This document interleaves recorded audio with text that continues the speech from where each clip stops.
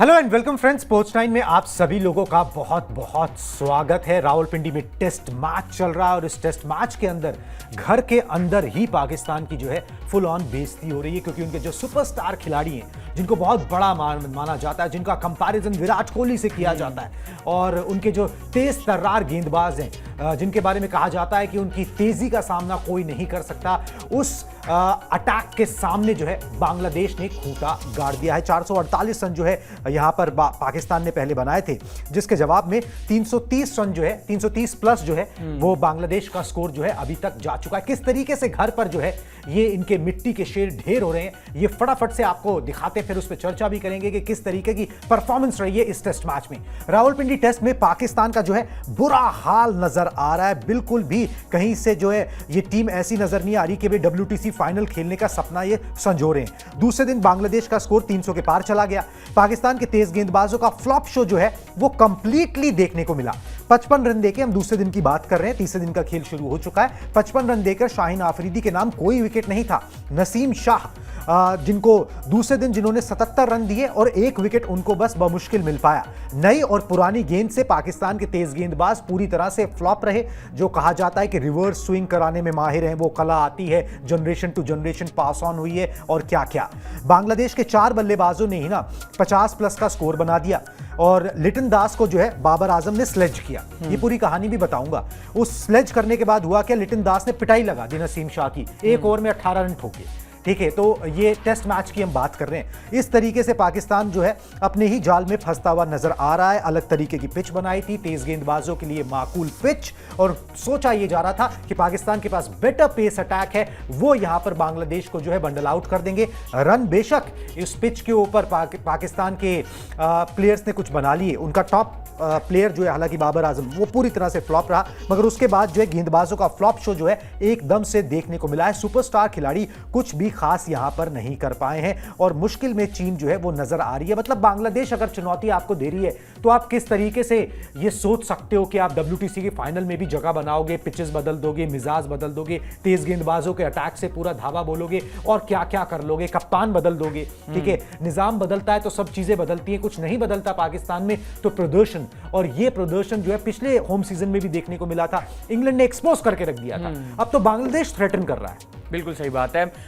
ये पाकिस्तान के जो स्टार्स हैं, ये स्टार्स नहीं है, ओवररेटेड स्टार्स हैं। मतलब इनका थोड़ा सा जितनी हाइप जितनी क्रिएट होती है, अब चूंकि विराट कोहली के कंपैरिजन में किसी बल्लेबाज को खड़ा करना था तो बाबर को कर दिया। बाबर और विराट की कहीं से कहीं तक कोई तुलना नहीं है। मैच विनिंग अप्रोच के मामले में आप बात कर लीजिए या कुछ भी, और हो भी अब यहाँ यही रहा है। पहले हाईवे टाइप पिचेस बनाई, उन हाईवे टाइप पिचेस पे दूसरी बॉल खेलते हुए ऐसे ग्लांस करने के चक्कर में बाबर आजम आउट हो जाते हैं। जैसे तैसे टीम 450 करीब पहुंचती है तो गेंदबाज इतनी खराब गेंदबाजी करते हैं कि बांग्लादेश जैसा बैटिंग लाइनअप उनको मार गिराता है। अब होता भी इसलिए ना सर, अगर आप पिचेस देंगे जहां गेंदबाजों के लिए कुछ होगा, थोड़ा स्विंग होगा, थोड़ी स्पिन होगी, तो समझ में भी आता है। अब शाहीन अफरीदी एक इंडिया के अगेंस्ट 3 विकेट लेने के अलावा उन्होंने अपने करियर में कुछ नहीं किया। जो वो T20 वर्ल्ड कप में शानदार तरीके से आउट किया था रोहित राहुल और कोहली को, उसके अलावा उन्होंने कुछ नहीं किया, लेकिन उनकी हाइप ऐसी है जैसे वो वसीम अकरम हो। तो ये थोड़ा सा चिंताजनक बातें हैं पाकिस्तान की टीम के लिए, क्योंकि चीजें अब खराब होती ही जा रही हैं। ऐसा मालूम पड़ रहा था कि नहीं, नया कोचिंग स्टाफ आएगा या नए कप्तान दोबारा से बनेंगे या ये होगा वो होगा, पूरे तरीके से पैनल चेंज होगा, सपोर्ट स्टाफ बदलेगा तो कुछ ना कुछ चीजें ठीक होंगी, लेकिन चीजें और बद से ज्यादा बदतर होती जा रही हैं और चीजें ठीक होने का नाम नहीं ले रही। मतलब वर्ल्ड क्लास कोच भी बुला लिए, गैरी क्रस्टन को भी अपने साथ शामिल कर लिया, इसके अलावा गिलिस्बी भी इनकी टीम के साथ जुड़े, बीच में और बड़े बड़े नाम इनके साथ रहे, कोचेस आते रहे जाते रहे, पूरा जबकि आपका जो कोच है, जो मतलब हेड कोच है, वो बॉलर है। ठीक है, उसके बाद ये इस तरीके की हाल है कि आपका जो प्रीमियर फास्ट बॉलर है शाहीन शाह अफरीदी, वो विकेट लेस चले जाए। नाम का प्रीमियर फास्ट बॉलर, अभी तक कोई विकेट नहीं। मैं फिर कहूंगा प्रीमियम फास्ट बॉलर उनके नसीम शाह हैं, उनसे बहुत बेहतर गेंदबाज हैं शाहीन शाह अफरीदी से। उनकी सिर्फ हाइप है, क्योंकि एक किसी खिलाड़ी को स्टार बनाना होता है कि अभी बुमराह से तुलना कर देते हैं, कभी कोहली से तुलना कर देते हैं। अब ये चीज आप भी जानते हैं कि कोई कंपैरिजन दूर दूर तक नहीं है। कोहली जितने बड़े मैच विनर हैं, जितनी पारियां कोहली की ऐसे ही होंगी ना, उतनी तो बाबर आजम की, मैं क्या कहूंगा, हारे हुए मैचेस में भी नहीं होंगी जितने शतक उनके हैं। फिर ये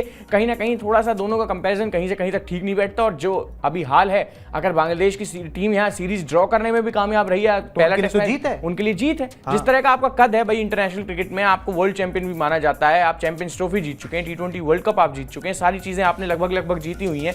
अगर बांग्लादेश यहाँ आपके अगेंस्ट सीरीज किसी तरीके से ड्रॉ कर लेता है, एक आध टेस्ट मैच किसी तरीके से जीत जाता है, तो भाई आपकी तो वैसे ही हार है। मतलब आप यूएसए से भी हार जा रहे हो, अफगानिस्तान से भी हार रहे हो, छोटी टीमें आपको हरा जा रही हैं, बांग्लादेश भी आपको हरा दे तो कोई बड़ी बात नहीं होगी। और इसलिए पाकिस्तान का मैं फिर वही बात कहूंगा कि बुरा टाइम जो शुरू हुआ था वर्ल्ड कप से वो अभी तक खत्म होने का नाम नहीं ले रहा है। एक खिलाड़ी का और बुरा टाइम जो है, जिनकी हम फोटोग्राफ दिखा रहे हैं, बाबर आजम का, शून्य पे वो आउट हो गए, 2 गेंदों का उन्होंने सामना किया।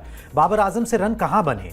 मतलब ठीक है, मतलब इनको हाईली रेट कर लो, आप कुछ कर लो, मगर रन इनसे बनते किधर है? कहीं पर मुझे तो नजर नहीं आता। T20 वर्ल्ड कप में आप देख लीजिए, उससे पहले जो वर्ल्ड कप आया था वहां देख लीजिए आप, उससे पहले एशिया कप आया था वहां देख लीजिए, कहां रन बनाते हैं, किस तरीके से। मेरे को तो कई बार हैरानी इस बात की होती है कि आईसीसी रैंकिंग में जो है ये इतने ऊपर कैसे हो जाते हैं। या तो ये छोटी टीमों के खिलाफ रन बनाते हैं, वो भी घरेलू जमीन पर। यहाँ पे तो घरेलू जमीन पर बांग्लादेश के खिलाफ रन नहीं बन रहे। और इन्होंने एक काम किया जो जिसका जिक्र मैं कर रहा था, उस काम को मैं थोड़ा सा एक्सप्लेन कर देता हूं कि इन्होंने किया क्या। लिटन दास को स्लेज कर दिया इन्होंने।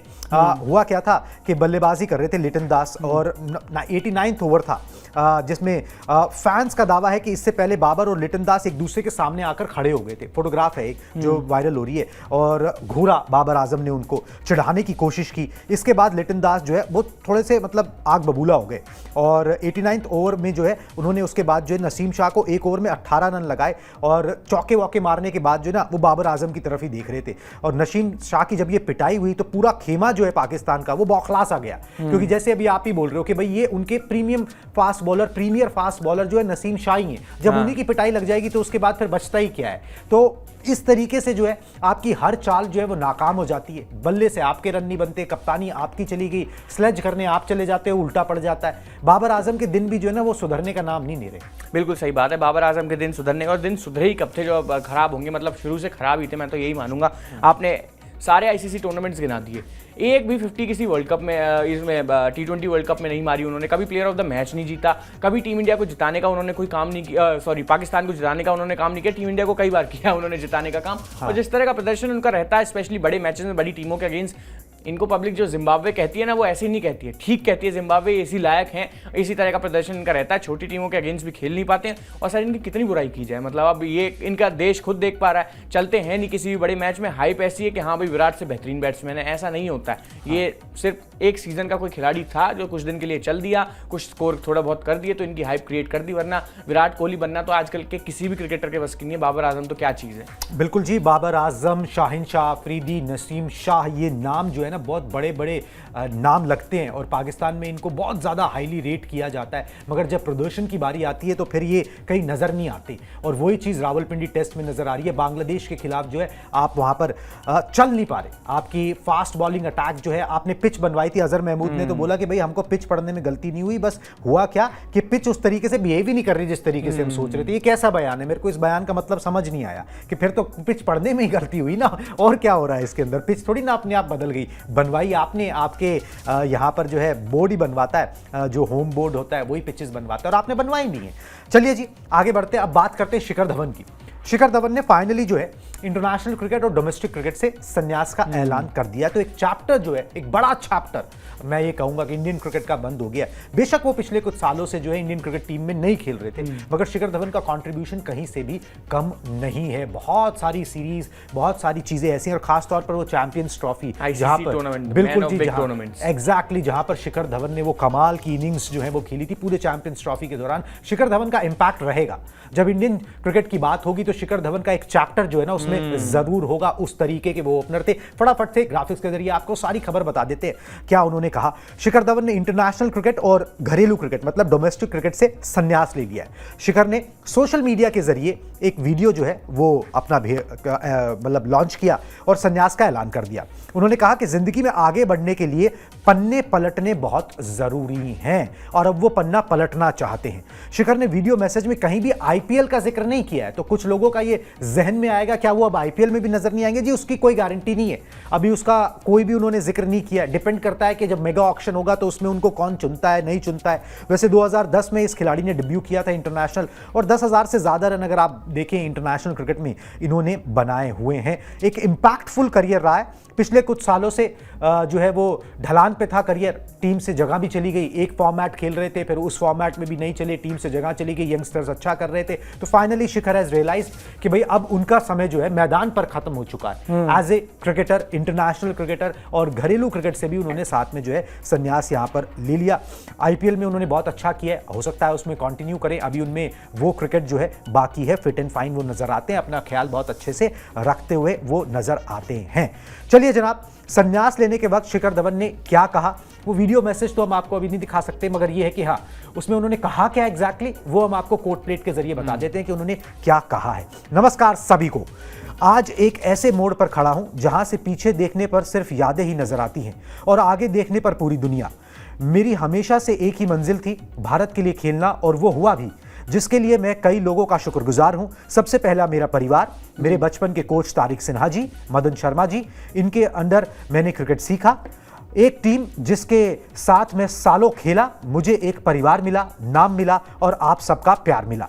वो कहते हैं ना कि कहानी में आगे बढ़ने के लिए आपको पन्ने पलटने पड़ते हैं, इसलिए मैं भी यही कर रहा हूं। मैं इंटरनेशनल और घरेलू क्रिकेट से संन्यास की घोषणा कर रहा हूं। थोड़े से इमोशनल शिखर यहां पर नजर आया, होना भी चाहिए, बड़ा खिलाड़ी रहा है, इसमें कोई डाउट नहीं है, मगर ये है कि एक सुनहरे पन्ने का जो है पलटा जा रहा है। बिल्कुल पलटा जा रहा है जी। मैं पर्सनली मतलब शिखर धवन को बहुत बड़ा प्लेयर रेट करता हूं। मतलब चैंपियंस ट्रॉफी की आपने बात करी, मैं हर एक आईसीसी टूर्नामेंट की बात करूंगा जिसमें शिखर धवन खेले, स्पेशली वनडे फॉर्मेट की जो बात होती है। चैंपियंस ट्रॉफी 2013 में सबसे ज़्यादा रन, 17 में सबसे ज़्यादा रन, वहाँ बाई चांस फाइनल में हार गए पाकिस्तान से, लेकिन शिखर धवन बड़ा मैन, बड़ा प्लेयर, जिस तरीके का प्रदर्शन इंडिया के लिए हमेशा रहा। कुछ सेलिब्रेशन जो हम मिस करेंगे उनकी, जिस तरीके से कैच लेने के बाद वो गब्बर, हाँ, जिस जो अंदाज उनका जिस तरीके के लिए जाने जाते थे, और वनडे वर्ल्ड कप 2019 में भी जब ऑस्ट्रेलिया के अगेंस्ट मैच खेलने के बाद टूर्नामेंट से बाहर हुए इंजरी की वजह से, तो उससे पहले भी सेंचुरी करके गए थे टूटे हुए अंगूठे से। तो ये चीज़ें कहीं ना कहीं गब्बर को खास बनाती हैं, और मैं चाहूँगा कि आईपीएल खेलें। आईपीएल का जिक्र अभी नहीं किया इस वीडियो में, लेकिन थोड़ा बहुत जो वो जर्सी वगैरह जो दिखा रहे थे वीडियो में पंजाब किंग्स की या फिर सनराइजर्स हैदराबाद की, थोड़ा ऐसा फील हो रहा था कि शायद नहीं खेलेंगे या खेलेंगे, ये पता नहीं, बट अगर चुना जाएगा तो खेलेंगे, खेलना चाहिए। मतलब अगर चुना तो जाना ही चाहिए। इतने बड़े प्लेयर का लेगेसी का इस तरीके से एंड नहीं होना चाहिए। बहुत प्लेयर खेल रहे हैं जो रिटायर होने के बाद भी खेल रहे हैं। महेंद्र सिंह धोनी 5 साल से हो गए रिटायर होते हुए, खेल ही रहे हैं अभी।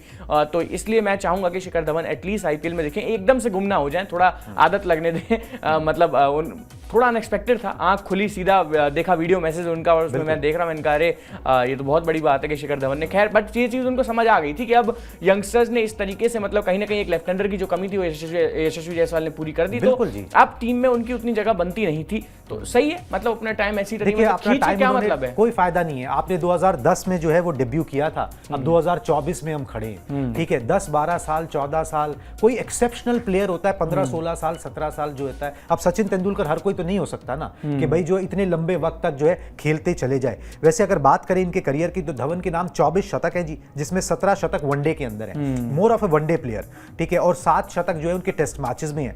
2013 की चैंपियंस ट्रॉफी की हम बात करते हैं, जो धोनी की अगुवाई में जो टीम इंडिया ने जीती थी आईसीसी की, वहां पर उन्होंने 5 मैचेस के अंदर 90.75 की औसत से जो है 363 रन बनाए थे। एक अहम रोल अदा किया था टीम इंडिया को वो आईसीसी की ट्रॉफी दिलाने के लिए। गब्बर को याद रखा जाएगा, बिल्कुल रखा जाएगा, उनके हंसमुख अंदाज के लिए रखा जाएगा।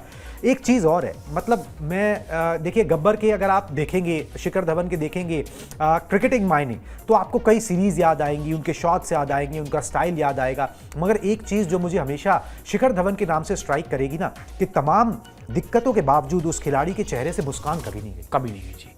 बहुत सी समस्याएं आई, मतलब ये तो क्रिकेटिंग करियर की तो अलग बात है, घरेलू भी जितनी भी समस्याएं आई, जो भी कुछ हुआ, बेटे से दूर हो गए बीच में, पोस्ट करते थे, लेकिन वहां भी मैदान में कभी ऐसा नहीं दिखा। जैसे हार्दिक पांड्या और विराट कोहली बड़े फ्रस्ट्रेटेड से नजर आते थे जब उनका खराब टाइम चल रहा था, लेकिन शिखर धवन के साथ ये सीन नहीं था। मतलब कंपैरिजन तो खैर नहीं बनता, लेकिन स्टिल ये प्लेयर हमेशा अपने अंदाज में रहा, जिस तरीके की चीजें वो कैरी करते थे। कभी भी मैं नहीं मानता कि शिखर धवन बहुत लंबे समय तक आउट ऑफ फॉर्म दिखे, लेकिन अब युवाओं का समय आ चुका है और बीसीसीआई प्रेफरेंस भी नहीं दे रहा है। अब विराट कोहली और रोहित शर्मा थोड़ी अलग लीग हो जाते हैं, हाँ। शिखर धवन उनसे कहीं से कहीं तक कम नहीं है, लेकिन अब यंगस्टर्स भी उतने ही बेहतर हो चुके हैं कि आपकी वापसी का बहुत स्कोप है नहीं, बिल्कुल कोई स्कोप दूर दूर तक नहीं है। तो ऐसे में समझ के चीजों को, ऐसे संन्यास का ऐलान करना बहुत जरूरी था, कर दिया टाइम से, वरना कितने प्लेयर्स हैं जिनका खिंचता रहता है, एंड में जाके तब करते हैं जब सब उनका नाम भी भूल चुके होते हैं। अभी गब्बर का नाम सबकी जुबान पर था, सबको ये चीज मालूम थी कि आईसीसी टूर्नामेंट्स में पिछले दशक में इनसे बेहतर कोई खिलाड़ी था नहीं। जिस तरीके का इनका प्रदर्शन रहता था बड़े टूर्नामेंट्स में, बड़े मैचेस में, बड़ी टीमों के अगेंस्ट, बहुत शानदार शानदार बैट्समैन थे और वो तिगड़ी उसको कौन भूल सकता है, जिसमें शिखर धवन, रोहित शर्मा ओपन करते थे और विराट कोहली आके 3 ही बल्लेबाजों ने हमें कितने ही मैचेस जिताए, जब नीचे वाले बल्लेबाजों की जरूरत नहीं पड़ती थी। तो हैट्स ऑफ टू हिम, बहुत शानदार उनका करियर रहा, मतलब देश के लिए बहुत कुछ उन्होंने अच्छा किया और एक हाई नोट पे एंड किया करियर। बिल्कुल जी, एक अच्छे नोट पे किया। इससे पहले कि भाई आपको मेगा ऑक्शन में आप जाओ, आपको कोई वहां पर आप पे उस तरीके की बोली ना लगाए जिस तरीके की आप डिजर्व करते हो, वो सब चीजें हो, तो उससे पहले ही उन्होंने अपना जो है वो मतलब एक जिसे कहते हैं ना, रिस्पेक्टफुल तरीके से जाना। मगर इस मौके पे ना उन्होंने एक बेटे को लेकर बड़ी बात कही है, दुनिया जानती है कहानी क्या है, ठीक है। उन्होंने जो बात कही मैं बता देता हूँ, इमोशनल होकर उन्होंने बोला है कि अब 11 साल का जोरावर जो है वो हो गया है और मुझे उम्मीद है कि मेरे रिटायरमेंट और मेरे क्रिकेट सफर के बारे में उसको पता चलेगा, ठीक है। क्योंकि अभी वो पिताजी के साथ नहीं रहता है, वो अपनी माँ के साथ जो ऑस्ट्रेलिया में रहता है, सेपरेट हो गए माता पिता दोनों। लेकिन वो उन्होंने कहा कि लेकिन मैं चाहता हूं कि जोरावर एक क्रिकेटर से ज्यादा मुझे एक अच्छे इंसान के तौर पर याद रखे, जो अच्छा काम करता है और अपने आसपास के लोगों में पॉजिटिविटी फैलाता है। बड़ी बात है यार, ये बड़ी बात है। और ये देखिए, शिखर धवन को आप उनके शॉट्स के लिए जानो ना जानो, मगर उनकी ना जो जिंदा दिली है ना, उसके लिए जान सकते हो। बिल्कुल जान सकते हैं जी, जिंदा दिल खिलाड़ी था, हर टाइम मुस्कान रहती थी, जिस तरीके से मुस्टैचो को रोल करते थे भाई, बड़ा अच्छी सेंचुरी सेलिब्रेशन के बाद जिस तरीके सब, मतलब चीज़ें ऐसी है कि उनके बारे में बहुत कुछ चीज़ें याद की जा सकती है। भारत की कप्तानी भी की, बहुत कई बार इनको मौका मिला उस चीज़ का भी, बड़े मजाकिया आदमी। आईपीएल में भी लंबा इन्होंने कप्तानी की, आईपीएल जीते भी हैं। तो एक बड़ा खिलाड़ी, बहुत बड़ा खिलाड़ी, इनफैक्ट मतलब जो लंबे समय से खेल रहा है, 2010 का डेब्यू, 14 साल हो गए करियर को, एक अच्छा करियर। एक बार भी ऐसा नहीं मालूम पड़ा कि उनको टीम से बहुत अर्जेंटली बाहर करना जरूरी है, क्योंकि दूसरे खिलाड़ी थे। जब बाहर हुए तो यंगस्टर्स जब अच्छा करने लगे तब हुए, जब तक टीम में रहे अच्छा प्रदर्शन लगातार करते रहे, कंटिन्यूअस बेसिस पे तीनों फॉर्मेट में अच्छा प्रदर्शन करते रहे और टेस्ट में भी सेंचुरी है, वनडे में भी सेंचुरी और T20 में भी अच्छे खासे रन है। तो एक बड़ा प्लेयर जिसने गेम को अलविदा कह दिया, और जरूरी भी था। बिल्कुल जी, ये जरूरी था। सही वक्त पर सही काम किया जाए तो फिर उसके मायने कुछ और निकलते हैं, और अगर अब वो उसको गलत वक्त पे किया जाए तो फिर उसके मायने ही कुछ और हो जाते हैं। चलिए जी, अब ये ब्रॉडकास्ट के आखिर में आते हैं और टीम इंडिया से जुड़ी एक इंपॉर्टेंट चीज है, वो डिस्कस करनी बड़ी जरूरी है भाई, कि भाई टीम इंडिया के लिए ना एक स्पेशल ऑडिशन हो रहा है। क्या ऑडिशन है, मैं आपको पूरी खबर जो है ग्राफिक्स के जरिए बता देता हूं, उसके बाद एक बातचीत ना इस पे थोड़ी सी कर लेंगे, क्योंकि बड़ा इंपॉर्टेंट है ये टीम इंडिया के लिहाज से। टीम इंडिया के चयन को लेकर बड़ी खबर, दिलीप ट्रॉफी के 2 मैचेस के बाद जो है टेस्ट टीम का चयन होगा। 5 सितंबर से दिलीप ट्रॉफी के मुकाबले जो है शुरू हो रहे हैं। 5 सितंबर को मैदान पर होंगी दिलीप ट्रॉफी की चारों टीमें, A, B और C, D, ये 4 टीमें बनाई गई हैं, जिसमें टीम इंडिया के लगभग 10 रेगुलर खिलाड़ी जो खेलते रहते हैं डिफरेंट फॉर्मेट्स के अंदर, वो खेल रहे हैं, मतलब बड़े नाम शामिल हैं। घरेलू मैचेस में अच्छा प्रदर्शन करने पर इन खिलाड़ियों में से कुछ 3-4 खिलाड़ियों की लॉटरी लग सकती है। बाकी टीम सेटल्ड है, ऑलमोस्ट सिलेक्टेड है। 3-4 जगह ऐसी हैं जिसके ऊपर जो है अभी थोड़ी सी मारामारी बाकी है कि वहां पर कौन खेलेगा। तो इन 3-4 नामों में से अब कौन होगा जो खेलेगा भाई, अब वो मैदान पर जो प्रदर्शन करेगा वो खेलेगा। कम से कम मैसेज जो है वो BCCI यही देना चाहती है। बांग्लादेश के खिलाफ 19 सितंबर से पहला टेस्ट मैच खेला जाएगा। 2 टेस्ट मैच की सीरीज है और स्टेडियम में जाकर जो है वो चयनकर्ता खिलाड़ियों के प्रदर्शन को अपनी आंखों से देखेंगे, उसके बाद डिस्कशन कोच और कैप्टन से, उसके बाद वो 3-4 स्लॉट जो है वो भरे जा सकते हैं। तो ये भी एक इंपॉर्टेंट न्यूज़ है जी टीम इंडिया के लिहाज से। जिंदगी आगे बढ़ने का नाम है। शिखर धवन चलो अपना काम कर गए, अब बाकियों को अपना काम करना है, लगातार परफॉर्मेंस करनी है, तभी बने रह सकते हैं। इन यंगस्टर्स को भी वही जिगरा दिखाना पड़ेगा जो गब्बर ने दिखाया सालों तक, और उसके बाद वो आगे आगे बढ़ सकते हैं। सबसे पहला लक्ष्य बांग्लादेश की टेस्ट टीम में जगह बनाना। 3-4 स्लॉट यहां पर खाली हैं और यंगस्टर्स के हाथ में अब कमान है कि भाई घरेलू मैचेस में परफॉर्म करो। एक अच्छा साइन, एक वेलकम चेंज BCCI ने किया है कि भाई डेज क्रिकेट से आप टेस्ट टीम चुन रहे हो, ना कि IPL के परसेप्शन से। बिल्कुल सही बात है और जरूरी भी था, मतलब ये एक मैसेज आना बहुत जरूरी था। मतलब आप टेस्ट टीम IPL के बेसिस पे कैसे चुन सकते हैं जी। फिर वही एग्जांपल मैं लगातार बात करता हूं उस चीज के बारे में कि आपके लिए अजिंक्य रहाणे ने IPL में अच्छा किया, आपने वर्ल्ड विकेट कीपर वाले और स्पिनर वाले ग्राफिक्स प्ले ही कर वो फाइनल में आपने उनको खिला दिया, तो ये जरूरी था। मतलब अब एक अच्छा कंपटीशन देखने को मिलेगा, हेल्दी कंपटीशन, और पूरी दुनिया के सामने वो चीज होगी जो अच्छा उस फॉर्मेट में करके दिखाएगा डोमेस्टिक में, वो टीम इंडिया खेलेगा और पैमाना यही होना चाहिए। मतलब आप इसके अलावा और क्या करना चाहेंगे? जितने भी खिलाड़ियों की स्क्रीन पे फोटोज आ रही हैं, इनके बीच टक्कर है टीम में जगह बनाने के लिए। पहले तो 15 में सिलेक्ट हुई है और अभी टीम का ऐलान नहीं हुआ है। सबसे बड़ी बात यह है, दिलीप ट्रॉफी के जो पहले मैचेस हैं, पहले दिन के मैचेस हैं, उनका वेट हो रहा है। तो वहां जैसा जिसका प्रदर्शन रहेगा और इतना सा कहीं ना कहीं चांस है हर किसी के पास, उसमें ही गलती हो गई, एक आध बॉल इधर उधर पड़ गई तो आपका चांस मर सकता है। ऐसे ही जिंदगी है। हाँ मतलब उस पर ही कैश इन आपको करना होगा। एक आखिरी चांस की तरह बहुत से प्लेयर्स को देखना चाहिए, क्योंकि अगर बांग्लादेश में कुछ प्लेयर्स क्लिक कर गए तो वो लंबा खेलेंगे, एक सीजन खेलेंगे पूरा। बिल्कुल जी, फिर आपकी बारी नहीं लॉन्ग रन दिया जाएगा। हाँ, फिर उनको दिया जाएगा। तो ऐसे में अपनी बारी का कहीं ना कहीं फायदा उठाइए, रन स्कोर कीजिए अच्छे खासे। सब खेल रहे हैं, सबके बीच रन स्कोर करेंगे तो आपका चांसेस कहीं ना कहीं टीम में शामिल होने के बन जाएंगे। बिल्कुल जी, टीम में शामिल होने का गोल्डन चांस है। स्पेशल ऑडिशन एक तरीके से आप मान लीजिए दिलीप ट्रॉफी को जो यहाँ पर बीसीसीआई ने ऑर्गेनाइज करवाया है, कौन खिलाड़ी इसका फायदा उठाते हैं नहीं उठाते हैं, उन सब खबरों पर हमारी नजर बनी रहेगी। फिलहाल मुझे और दीपेश को दीजिए इजाजत, टाटा बाय बाय।